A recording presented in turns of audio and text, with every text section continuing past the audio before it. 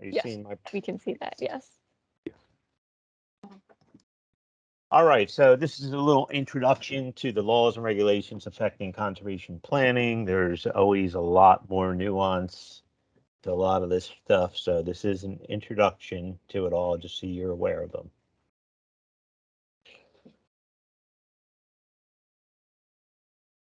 Okay, so we're going to give you a general overview of laws and regulations. General overview of laws and regulations that affect land use and the planning and implementation of conservation practices in Maryland, and also some additional reading and training. So you know about the laws and regulations that you need to be aware of when working with climates and making decisions. Why is it important to know about these? Well, as federal, state, and local employees, we are required to comply with the rules. And many times, the laws and regulations that affect land use, require clients to address specific resource concerns. They also can limit how resource concerns are addressed and how objectives are met. So you need to be aware of them, and you need to make sure you give your customers accurate information regarding laws and regulations. We're not normally the ones who are, doing the compliance, but we do need to make sure that our plans do comply with laws and regulations, and that we make sure our customers are aware of them.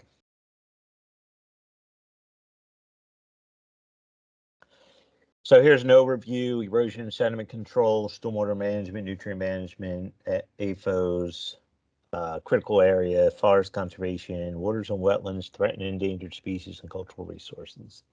These are not all the areas, but these are some of the real common areas that we deal with on a regular basis. Erosion and sediment control plans, obviously the district is involved in approving these. Generally required for earth disturbing activities of 5,000 square feet or more, or 100 cubic yards of earth. So it's pretty low threshold for requiring a plan. The Soil Conservation District approved it, of course. You folks out there in the field offices probably have met the people who review those plans. And even timber harvest greater than 5,000 square feet need an erosion and sediment control plan. Now, ag activities are exempt from erosion and sediment control plans. Normal farming operations, NRCS conservation practices, MDA's resource improvements, which are part of the verification teams do those. Construction of agricultural structures integral to the farming operation that disturb 1 acre or less are exempt. But in order to get that exemption, you have to implement the plan according to a soil conservation and water quality plan, which is essentially a conservation plan that addresses both soil erosion and water quality. And just because they're exempt from the actual plan, requirement to get a separate plan approved, doesn't mean that we don't consider those in our designs of practices. So we definitely should be thinking about that when we're designing practices. Do you need silt fence in areas? It's not necessarily as restrictive as you might need for a commercial development or something like that. But we still need to take into consideration that if we're doing something, we're doing some kind of grading, that we want to make sure we are not resulting in sediment and erosion during construction going off in the waters.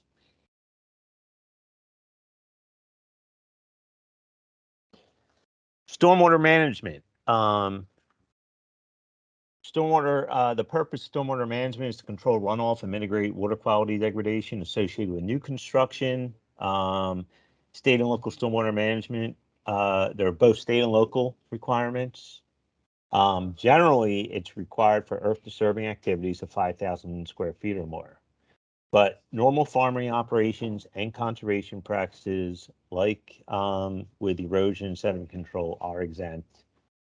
Again, if they're implemented in accordance with the Soil Conservation Water Quality Plan. And even construction of agricultural structures are exempt unless they are disturbing more than 5,000 square feet. There is a very useful document on the FOTG section. Look this up here real quick for you. Section 1H in the FOTG. And it's, I'm sorry, 1G is the regulatory guidance. And if you go under the MDE permits section in that regulatory guidance, you'll see the first document is agricultural practices and structures, erosion and sediment control, stormwater management, and NPDES permit guidance.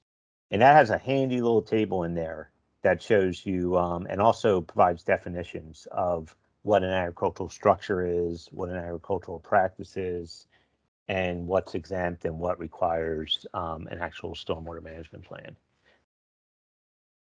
So check that out. Again, section 1G under MDE permits. Okay, nutrient management. Nutrient management plans, of course, you should be familiar with this if you work in the field with farmers at all. They are required for agricultural operations where nutrients are applied. Farms with a gross annual income of at least $2,500 or at least 8,000 pounds of livestock or poultry need a nutrient management plan. There'll be more about this on day 5, so I'm not going to go into this too much. Remember, in order to write a nutrient management plan, you need to have a certification from MDA.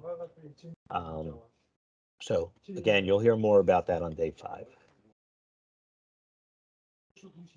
Animal feeding operations, this is another one that Colin has already given us a great presentation on, so I'm not going to spend a lot of time on it. But remember, AFOs are feeding operations where animals are confined for at least 45 days per year. Does not need to be consecutive. And then based on their size and their potential to discharge into waters of the state, they may be considered a CAFO or a MAFO and have additional requirements like having to have a comprehensive nutrient management plan and coverage under a permit. MDE regulates AFOs for compliance with water quality regulations.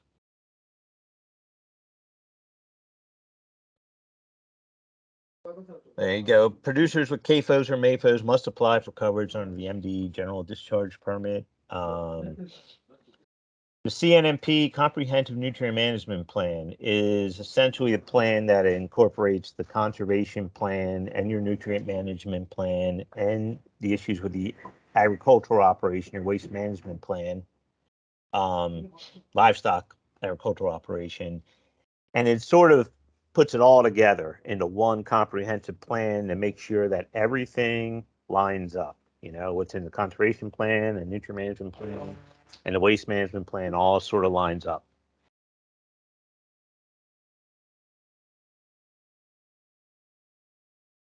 All right, Maryland critical area, Chesapeake Bay and Atlantic coastal bays. The Maryland critical area, it includes all land within 1,000 feet of Maryland's tidal waters and tidal wetlands. It's defined by official map, so don't just go looking for the tidal water line and then measure off 1,000 feet. There is an official delineation that is stuck in history. You'll often find that land has been lost since that line was established, but that's just the way it is. Within the critical area, there's a buffer. Okay, so some people might call the whole critical area buffer, but there's an actual vegetated buffer that's at least 100 feet wide landward from the mean high tide. And that is supposed to be an undisturbed buffer that remains in natural vegetation. Um, you can't do construction and land disturbance. Um, Pardon me, one sec.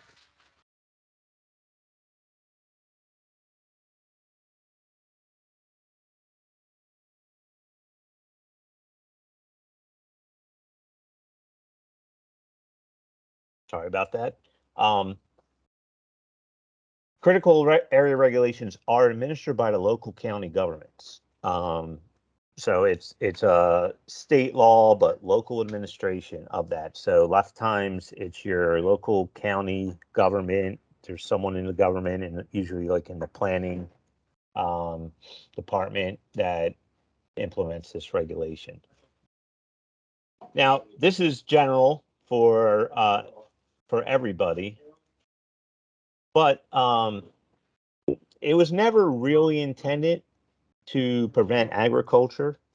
Um, it was mainly there for development and that kind of issue. So in Maryland, within the critical area, you can have ag activities within that 100-foot buffer as long as there's at least a 25-foot vegetative buffer there.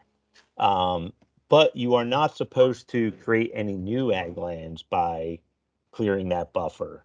And in addition, you're not supposed to create any new lands by clearing, draining, or filling non-tidal wetlands within the whole critical area. That's the whole 1,000 feet. Um, or clearing forest on highly erodible slopes. And like I said, clearing any natural vegetation within the 100-foot buffer. So you're not supposed to create any new ag lands um, in those areas based on that criteria. You know, but uh, but you can, if they've been farming within that first 100 feet, they're allowed to do that, but they have to have a 25-foot vegetative buffer. Also notice feeding or watering of livestock is not permitted within 50 feet of the mean high water line of tidal waters.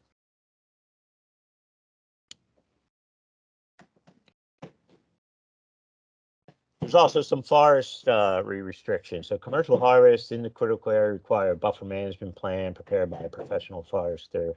Um, there's limited commercial harvests allowed within 50 feet of the landward edge. So the second 50 feet of the buffer. I think most forests should probably just stay out of that area for the most part. But if something needs to be done there, then there is a possibility. So this is anybody, of course, that surrounds any of the coastal areas. There's a number of counties that don't fall into the critical area.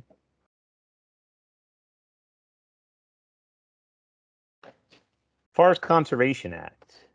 This is another act that really is geared towards limiting development and limiting the loss of forest land due to developing property. Um, Essentially, any activities that require a subdivision application, a grading permit, or a sediment control permit on land greater than 40,000 square feet, that's what brings the Forest Conservation Act into, it triggers it. There are some counties with more than 200,000 acres of forest that are exempt. That's Allegheny and Garrett. Um, Again, like critical area, this is another program, another regulation that's implemented at the local level with local county governments. Um, Clearing for agricultural activities is exempt if a declaration of intent is filed with the local county government, and that site must remain in ag or forestry use for at least 5 years. You will see a number of easements that are the result of the Forest Conservation Act, and I'll be talking about that on another day.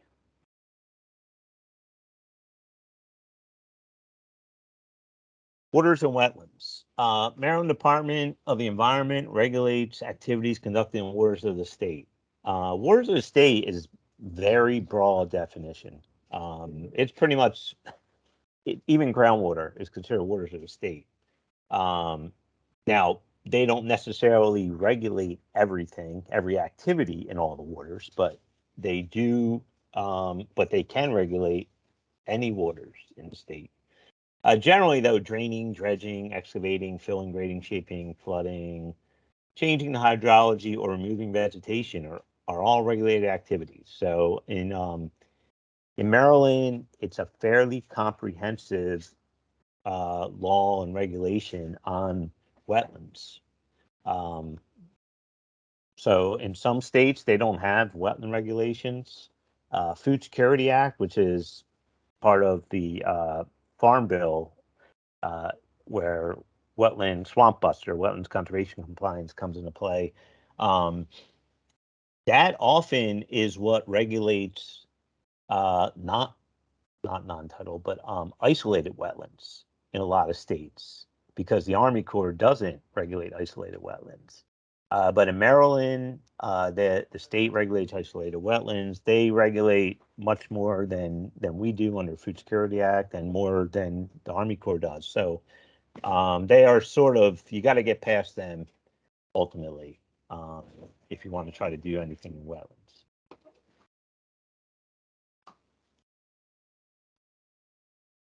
Now, for waters and wetlands, we do have what's called a regional letter of authorization.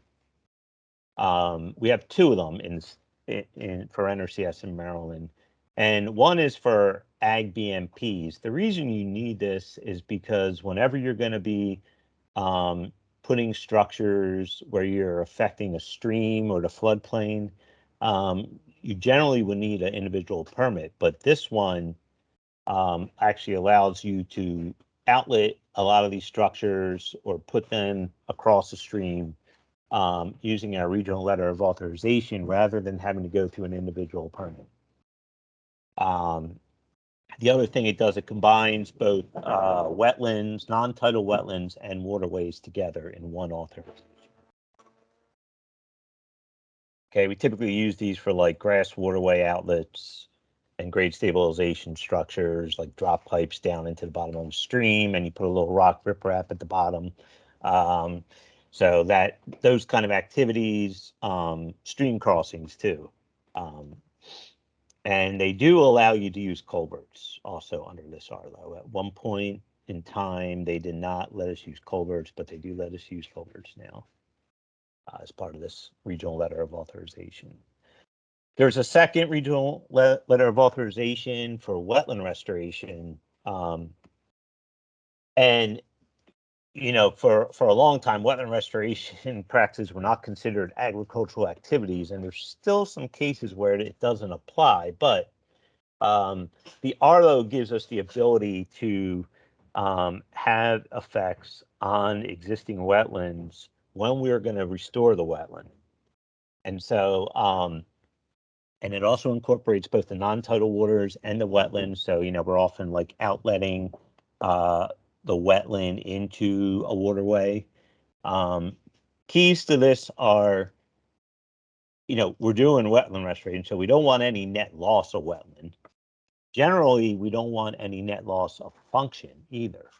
So hopefully, if you're in a more natural wetland that's been degraded, all you're really doing is trying to get it back to what it was and not messing with the functions, not converting a forested wetland to a non-forested wetland, let's say. You also need to avoid berms and embankments in the 100-year floodplain.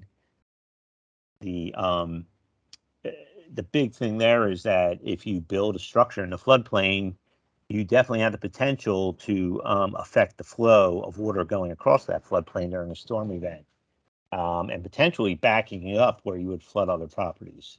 So that one you definitely want to be careful about. There are some cases where you can put some berms in a 100-year floodplain, but it's got to be done in a way that has minimal effect on that floodplain. Sometimes we're actually removing berms in a floodplain, and that's usually a good thing where we're trying to reconnect the stream to the floodplain. So we have that Arlo also. Again, they're in that same section of the FOTG. There's the regional letter of authorization, and then there's also a request that you have to submit to get authorization under those regional letters, but it's different than the individual permit request. We'll have a lot more.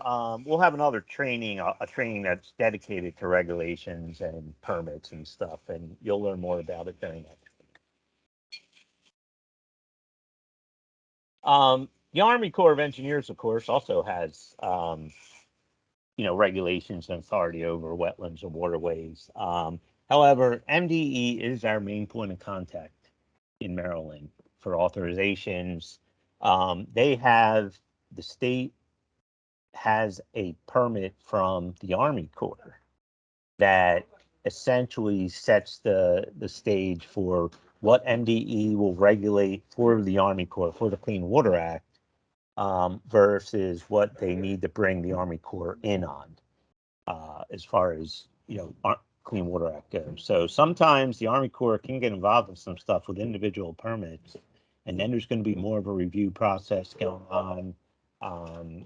Multiple reviewers looking at it in that case. So it's always best to use that regional letters of authorization because they are streamlined process.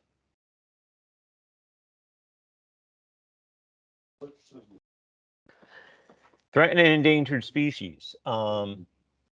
Obviously, the presence of threatened and endangered species, when we're doing a conservation plan, there's potential impacts. And if you get a hit on the sensitive species layer, there's a potential to impact one of them. So there's both federal and state listed species. There's also species of concern, which don't meet they're not listed, but they're still species that the state has some concern with. They're not regulated quite like listed species are, but there's still some compliance with that. Fortunately, the sensitive species data layer we have covers all of that territory. So we got one nice layer that we can use to look at and say, okay, do we have a potential problem here or not?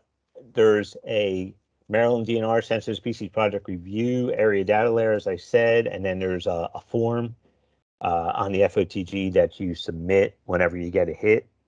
And then you CC our state biologist, Julie Devers, with that.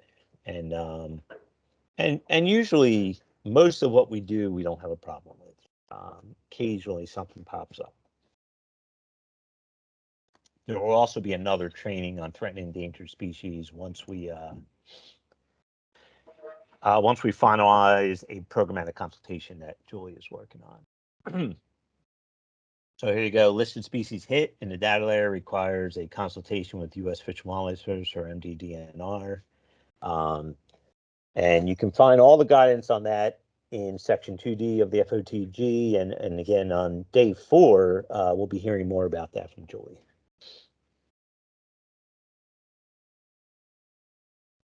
One thing to be particularly aware of, if you are in bog turtle country, Baltimore, Carroll, Cecil, and Harford counties, there are some things which we normally consider great conservation practices that may be an adverse effect.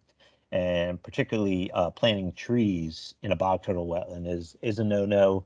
Bog turtles really need that open, emergent wetland habitat so they can successfully reproduce. So just be careful up there in those counties where we do have bog turtles. You definitely don't want to be planting trees in these bog turtle wetlands. You need to be extra careful about that.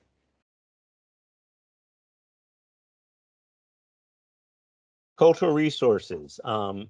This is another area of regulations that we have to address. There's the National Historic Preservation Act. There's also a State Historic Preservation Act, and they're both very similar. Cultural resources does include both pre-European colonization, like what you might think of as Indian archaeological sites, Native American archaeological sites, and post colonization structures and artifacts like this one pictured right here. Lots of barns are considered that.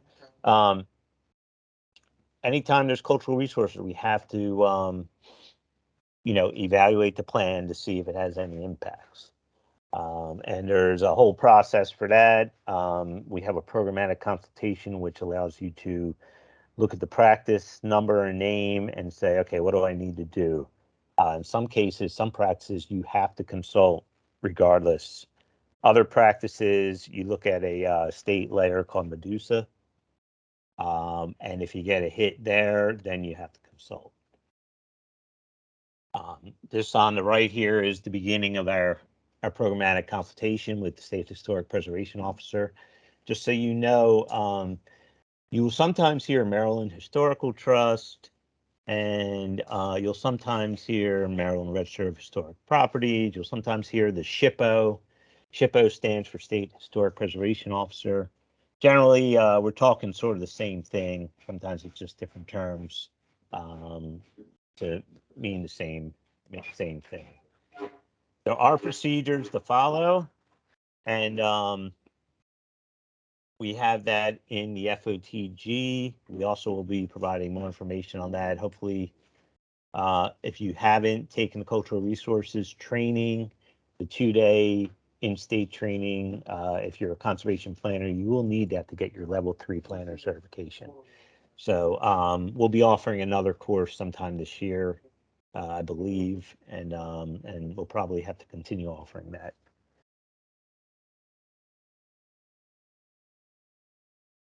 Here's the what the website Medusa is, the website you can use to check for historic structures and farms, let's say, and also like towns that are listed on the register. But what you're not going to get in this is all of the like buried, archaeological sites, Native American sites, and it could be some actually post-colonization sites that are buried at this point. So that's why there's 3 different categories of practices in our consultation. And for, I believe, the 3rd category, it doesn't matter whether you get a Medusa hit or not, you still have to consult. So it doesn't account for everything because you just can't. And that stuff that is like buried sites, it does take an archaeologist to take a look at what's going on and what's out there that they are aware of, and to consider whether or not what we're doing might have an effect and might need some kind of site investigation before we proceed with the construction. There's also concerns for changing things like the viewscape of a farm. If a farm is in some kind of easement or it's got a historic structure in the barnyard, they do get concerned about viewscapes and making sure we maintain that nice farm view. Food Security Act, I brought this one up before. The Food Security Act was implemented as part of the 1985 Farm Bill, and it only applies to people who are participating in USDA programs, which generally is both the Farm Service Agency programs and NRCS programs. And it does include crop insurance at this point also. So if you are a participant, then you cannot produce an ag commodity on a highly erodible land without an adequate conservation system in place. An ag commodity is limited to what we know sort of as commodities like corn, wheat, soybeans, a bunch of crops. It isn't just anything. Converting a wetland that makes production of an ag commodity possible, so you don't necessarily have to plant the commodity, but if you just convert a wetland, convert means change it, drain it, fill it, do anything like that, then you wind up being in a possible violation of the Food Security Act. There was a period of time in 1985 when the law first came out. They were only prevented from actually planting a commodity on the converted wetland, and in 1990 they changed that to any kind of just converting the wetland makes you ineligible. So sometimes our soil scientists have to go back and look at different aerial photographs and think about when it was actually converted and figure out which rule applies. And then in 2014, the Farm Bill reconnected crop insurance benefits to the Food Security Act. So we do have some people now who don't participate except for crop insurance, and now they have to comply with Food Security Act regulations. Hey, Steve, before we get too far away from the cultural resources, there is a question. Has the cultural resources class been scheduled yet? That is an important part of certification required for all new planners. I looked on AgLearn, and the last course was held in Maryland 4 years ago. No, the last course was held this past November in Maryland. And we are trying to schedule another one, but the problem, one of the issues with that is it isn't just on us to do that class. We have to get the Maryland Historical Trust and also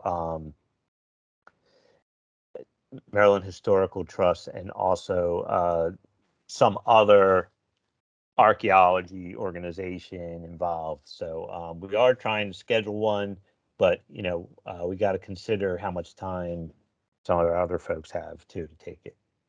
I mean, to provide the training. And then a semi-related side note, conservation planning part 2 is all that I need for my planner certification. Do we have a date for this course yet? We don't have a date yet, but we are planning to hold the part 2 sometime later in the spring or early summer. And then sorry, go ahead. I was just going to say, I see the next question is, no, we can't do it virtual. We can do part of it virtually, but part of it is required to be an in the field training. So we just can't do a virtual course and give everybody credit for that. All right, Maryland weed control law. So there's weeds, there's invasive weeds, and then there's noxious weeds. And noxious weeds are the ones that there's a law. The law that we would be concerned with is related to noxious weeds. And you can see here there's 8 species of noxious weed. For some of you folks who've been around, you'll notice that's 2 more than there used to be. Palmer amaranth and common water hemp were at it in the last so many years. These are the noxious weed control law is really geared towards agricultural type noxious weeds. So weeds that'll cause problems on farmland and with farmers, if they get it into their combines and stuff, and now they're spreading it around even more. They're typically pretty hard to control.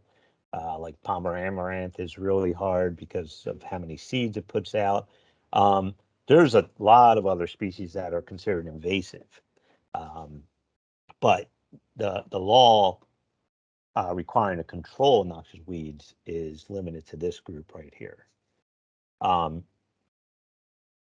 And generally landowners are responsible for controlling those noxious weeds. So just something to be aware of. MDA, if you go online, you just Google Maryland Department of Agriculture noxious weeds, you'll find a brochure, I think, that comes up with the noxious weeds. There are some other laws related to invasive species, but not about controlling them on the land. It's more about like nurseries and greenhouses and stuff not selling some species because they're known to be invasive. The National Environmental Policy Act, and you'll learn more about that in our conservation planning courses. This is sort of a law that brings everything together, and it was passed back in, I think, 72, and it essentially said that federal agencies need to evaluate the environmental effects of their proposed actions and consider ways to avoid, minimize, or mitigate those effects. So if you've heard about an environmental assessment or environmental impact analysis, that's usually the result of the National Environmental Policy Act. I believe Maryland also has their own Environmental Policy Act. It's typically tied to any kind of financial assistance given by the agency, or it could be an authorization. So if you're going to authorize, let's say Army Corps is going to authorize some kind of, clearing of wetlands under their authority, then that definitely kicks in NEPA. And the other way it gets kicked in is if the federal agency is actually going to implement the activity. So like Army Corps may actually be implementing activities, and they have to think about those too. But in a big way, it really makes you consider all the potential effects. It ties in with the planning process of considering the effects of alternatives. And then it also considers all the like environmental regulations that come into play that we might wind up triggering with some of our activities that we're recommending for people. So it's sort of all encompassing, and that's why we have that environmental evaluation CPA 52 worksheet. And I will tell you that there's not many agencies that can do NEPA with just that environmental evaluation worksheet. That is pretty limited to us and FSA. There might be a couple other out there, but most agencies have to do an environmental assessment for all their projects. It's understood that because of the scale that we work at on individual properties, that we needed some other way of doing it that doesn't involve a whole large analysis that could take up, a year or two to complete. So I know that CPA 52 sometimes seems like a burden, but it's a lot less than most agencies have to do, ultimately. And there's training online for the environmental evaluation. We're probably going to do another webinar with it, and then you'll learn about that also in the conservation planning Part 2 course.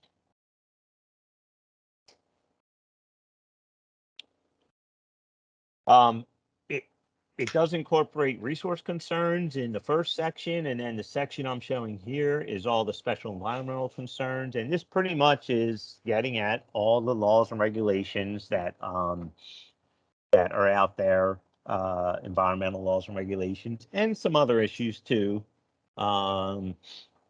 like environmental justice and scenic beauty.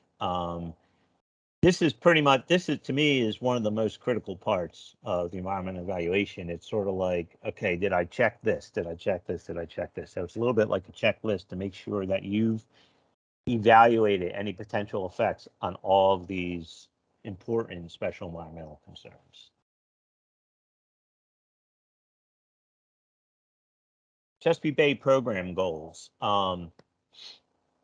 This isn't necessarily a regulation, but I just wanted to mention that I mean, it does tie to regulation. It ties to water quality regulations via EPA and the Clean Water Act.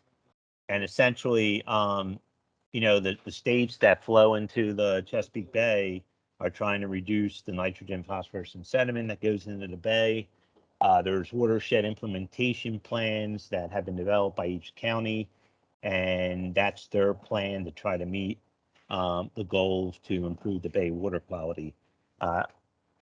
I don't remember who it is exactly. I think it might be Elizabeth Hoffman, but someone from NDA will be talking more about watershed implementation plans on another day here. There are some references for you, and that's the end of my presentation. Do we have any more questions?